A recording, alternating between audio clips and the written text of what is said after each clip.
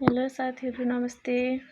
मैले हजुरहरूलाई चाहिँ ए पार्टिकलको बारेमा थोरै जानकारी दिएको थिएँ, जुन चाहिँ समय जनाउने नाम र स्थानको पछाडि ए पार्टिकल लगाउँदाखेरि त्यसको अर्थ चाहिँ मा हुन्छ र कुनै पनि स्थानको पछाडि ए पार्टिकल लगाउँदाखेरि चाहिँ पछाडि इत्ता अप्ता मान्था साल्दा खादा ओदा थानिदा जस्ता चलायमान क्रियाहरू हुँदाखेरि ए पार्टिकल लगाउने भनेको थिएँ।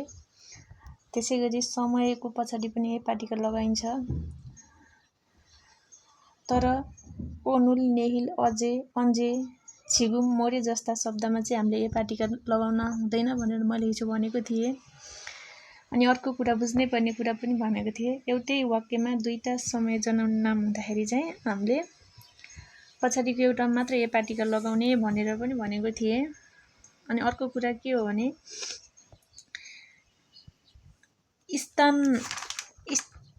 एउटै वाक्यमा समय जनाउने र स्थान जनाउने नाउन भएमा चाहिँ दुवैमा हामीले ए पार्टिकल लगाउनु पर्दछ भनेको थिएँ।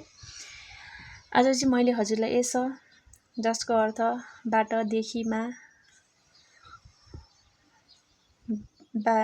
मा यसको बारेमा मैले केही भिडियो बनाएको छु।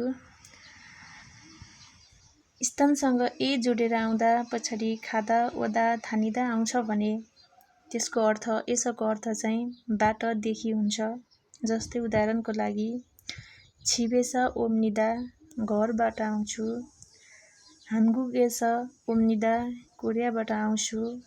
यस्तै उदाहरणहरू धेरै हुन्छन्, मैले तर थोरै बनाएको छु यहाँ।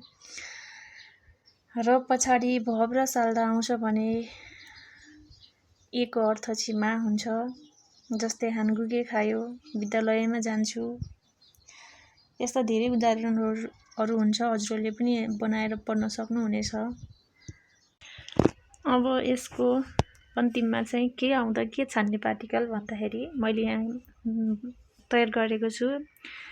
ए भर्सेस यसमा चाहिँ यदि खाली ठाउँ पछाडि इत्ता अप्ता मान्था साल्दा विशेषण र थोचा खादा भएमा चाहिँ जहिले पनि ए पार्टिकल लगाउने। खाली ठाउँ पछाडि छुलबल हादा तनदा र भव आएमा चाहिँ हामीले सिधै एस पार्टिकल लगाउने। यिनीहरूलाई राम्ररी विचार गर्यो भने चाहिँ हाम्रो एक्जाममा प्रश्नहरू बिग्रिँदैन। समय थोरै भएकाले मैले छोटो छोटो भिडियोहरू बनाएर हालेको छु। यदि हजुरहरूलाई राम्रो लागेमा लाइक गर्नुहोला। Thank you.